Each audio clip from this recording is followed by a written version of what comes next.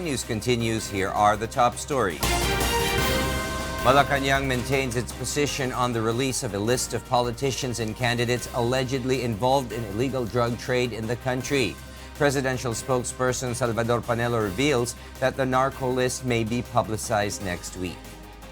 From what I gather from Secretary Anyo, next week ang parang nasabi niya. And will be filing administrative charges as well as criminal charges against those in the list. Meanwhile, the Philippine National Police believes the narco-list is based on facts and evidence and not merely on hearsay. Ang list na yan, habang inaakyat natin sa ating mga authorities, ay talagang mayroong ebidensya at hindi lamang ito ay base sa may galit yung mga tao. At ito ay kailangan talagang matibay, na solido at may ebidensya. Lawmakers yesterday criticized the planned release of the narco-list, saying it may be used for negative campaigning against any candidate. Senator Sherwin Gatchalian, during a Senate committee hearing today, said he sees no problem in the agreements with the Chinese government entered into by the current administration under its Build, Build, Build program. The Senate Committee on Economic Affairs chairman added he does not believe that the Philippines will eventually fall trapped into a debt trap, particularly on the 3 billion peso Chico River pump irrigation flagship project. The senator also wants to get the details on the said loan agreement. That's what I wanted to ask for, that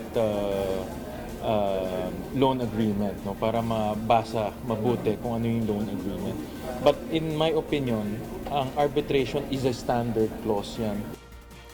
This statement is a response to research group Ibon Foundation's belief that there is a provision in the said agreement disadvantageous to the Philippines, particularly in the provision on arbitration. The Department of Public Works and Highways, or DPWH, started today the massive desilting activity in Manila Bay as part of its rehabilitation. The DPWH uses amphibious trucks, an excavator, a dump segregator to draw out garbage, mud, and sand from Manila Bay's murky seabed.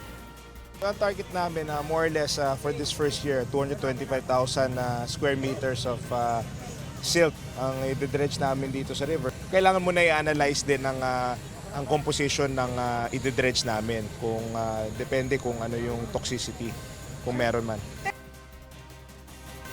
The desilting activity will cover a 1.5-kilometer stretch from the Manila Yacht Club breakwater to the United States Embassy. In other news, 150 houses and 450 families have been affected by a fire incident in Barangay San Antonio, Quezon City today. Based on the Bureau of Fire Protection, or BFP's initial report, the fire started in a 3-story house owned by a certain Alex Sarmiento. Authorities declared the fire under control at 3 p.m. today. The victims are calling for help as most of them were not able to save anything from their houses, while some have no more house to return to. Tulungan na lang ninyo kami, wala kaming bahay, wala kami na isalba. Masisya na kayo. Maghintay na lang tulong, ma'am, kung sinong mayawa. Sa ngayon po, kami po ay humihiling po ng tulong na tulungan po ang San Antonio para po makaraos at makabawi rin po sa kalamidad na nasapit po namin. Meanwhile, the Philippine Statistics Authority, or PSA, reports that the pace of consumer prices growth is 3.8% in February. This is the slowest since the 4.3% in March 2018. The slow inflation rate is caused by the drop of prices of food, non-alcoholic and alcoholic beverages, tobacco, and transportation. For Malacanang, the positive development is due to the Duterte administration's macroeconomic policies. We are pleased to know that the inflation is going down, as the economic managers said so a few weeks ago. It will go down as expected, given the fact that they have placed certain measures that will put it down. And for the news abroad, here's Kath Dumaraos live from Bangkok, Thailand. Kath, good evening. Good evening, William. Families of 5 youths killed and kidnapped by police in Veracruz, Mexico, are shouting for justice after the Mexican government admitted that the abduction was a mistake. Sonny Cos will tell us why. Mexican government officials apologized on Monday to families of 5 youths killed after police kidnapped them and turned them over to a brutal drug gang, a rare instance of officials admitting the state's culpability in such crimes. Relatives said the apology is the first official recognition the 4 boys and a girl were innocent victims and not criminals, as officials initially asserted when they went missing in 2016 in the Gulf state of Veracruz, one of Mexico's most violent. Alejandro Encinas, the Deputy Interior Minister for Human Rights, acknowledged the state's profound responsibility and vowed to revive investigations into the case in which 8 police are among the 21 suspects so far arrested. Sin duda, las disculpas públicas. Without a doubt, the phonic apologies are not good enough. They do not repair the gravity of the fact, but they are a first step.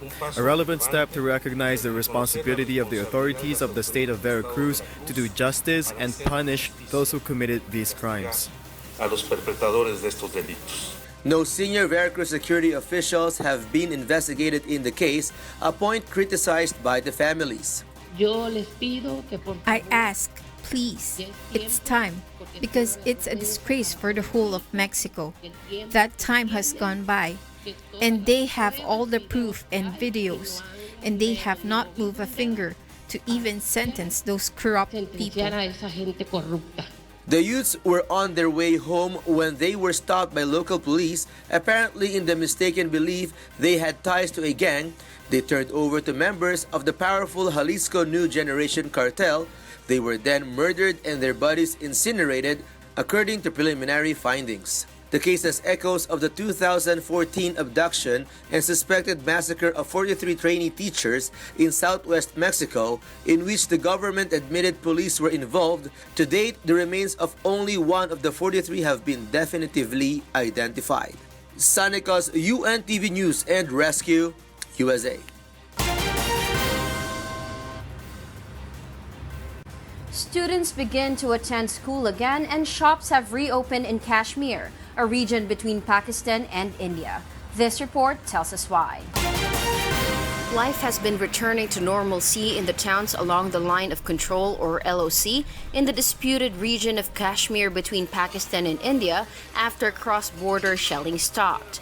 At the LOC, the acts as a de facto border in Kashmir, there was relative calm in the past 24 hours, both the armies said on Sunday. Shops and schools reopened in Chakothy, close to the LOC, beginning Monday. But Mukhtar Ahmed, a veterinary doctor, said still there was fear among the people, although many who fled the shelling were returning to their homes. Many people moved from here. Today, the institution and the schools have opened and people have started returning. However, there is still fear. Chaudhry Gul Hassan, a teacher at a school in Chakothy, which is close to the LOC, said classes had resumed after about a week of closure amid heightened tensions. The people moved to safer places. These 5-6 days were quite scary. This worry was coupled with heavy rain and snow. The people have had a really hard time. Our government has now decided to reopen the institutions.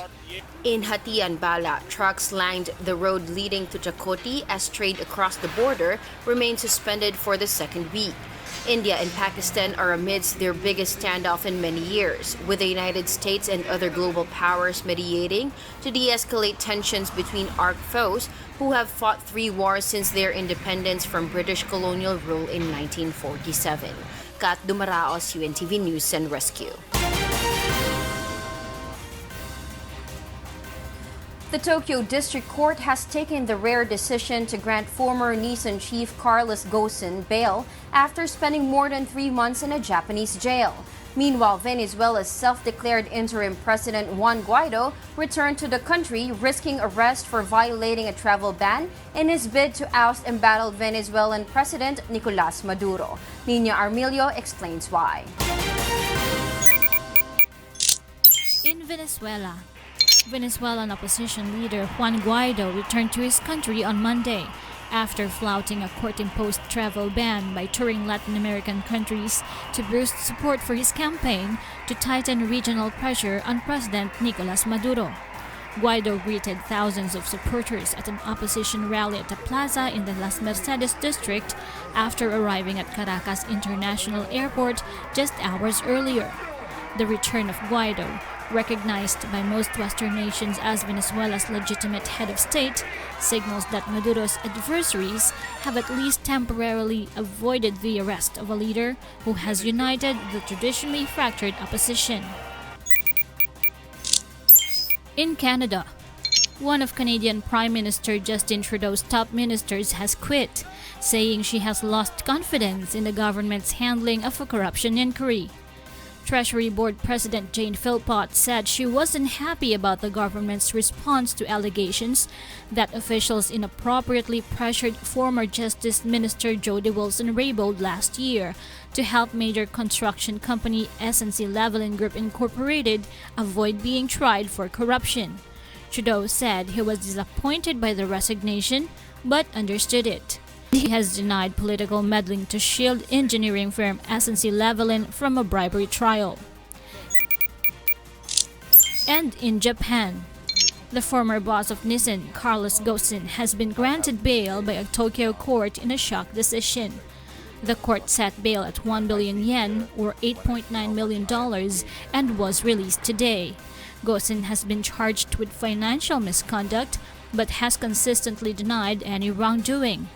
The court had rejected 2 previous requests for bail, saying Ghosn was a flight risk and could hide evidence. The latest request was filed by a new legal team appointed by the Brazilian-born executive last month. Defense Junichiro Hironaka said he was optimistic he would be granted bail. Nicknamed the Razor, the Japanese lawyer has a reputation for winning tough cases. Nina Armilio, UNTV, News and Rescue.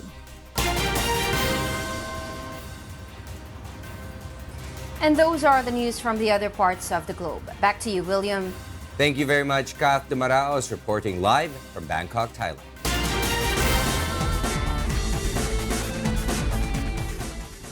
Over 2,000 young people in an underdeserved neighborhood in downtown Los Angeles now has the chance to enhance their football skills right in their neighborhood. Named after former England captain and LA Galaxy player David Beckham, the Beckham Community Field was inaugurated by the man himself last week. This is something that when I first came to the club, it was all about giving back and giving back to the communities around LA.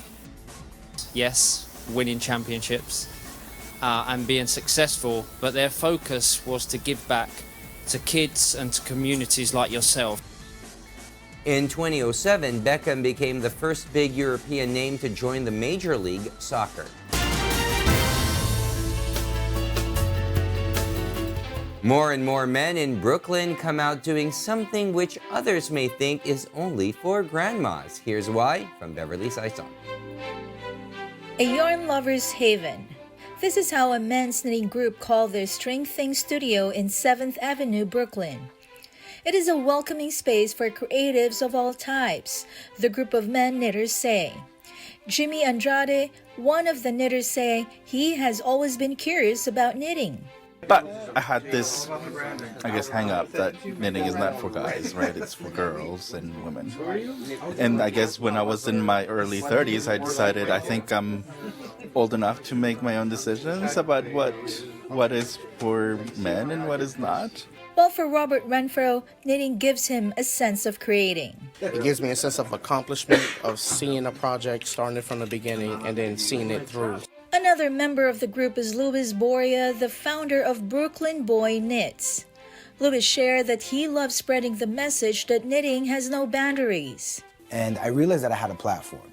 And through that platform, I was able to share my story with others about following your passion, following your dreams. Boria said that among his many projects is an anti-bullying campaign called #HatNotHate, which aims to raise awareness about the impact of bullying. The man-knitters say it doesn't matter whether you're a guy or a girl. What matters is to be passionate to follow your dreams. Beverly Saison, UNTV News and Rescue, USA.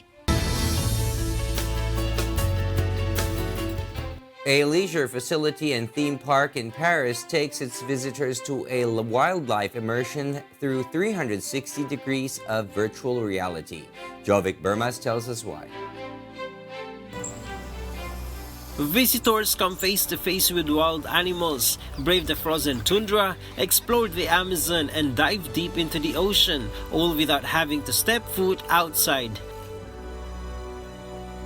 Wild immersion is a riveting Paris experience relying on 360-degree cameras, moving seats, virtual reality, and audiovisual technologies to bring true-to-life experiences to visitors instantly. We no longer bring animals over to be discovered by Parisians. We bring the Parisians on an extraordinary voyage to discover the animals, without leaving Paris and without carbon footprints. So what we want to do with this attraction is fill our visitors with wonder, to raise their awareness as much as possible to the urgency and the necessity to preserve wildlife. The experience is located at the Jardin de Climation, a zoo and children's amusement park. It partners with the Institute of British primatologist Jane Goodall and was conceptualized by former veteran Adrian Musson. Musson spent more than a year filming 200 species in 40 countries and creating 6 films that will be shown for 2 months each over the coming year. The creative team is working on for future versions of Wild Immersion that they hope will include smell and touch. 1% of the revenues from Wild Immersion will be donated to the Jane Goodall Foundation. Jovic Burmas, UNTV News and Rescue. And those are the reasons behind the news, March 5, 2019. On behalf of Rheena, Villamor-Camara, I am William Thio. Because we need to know, we will always ask why. Good evening.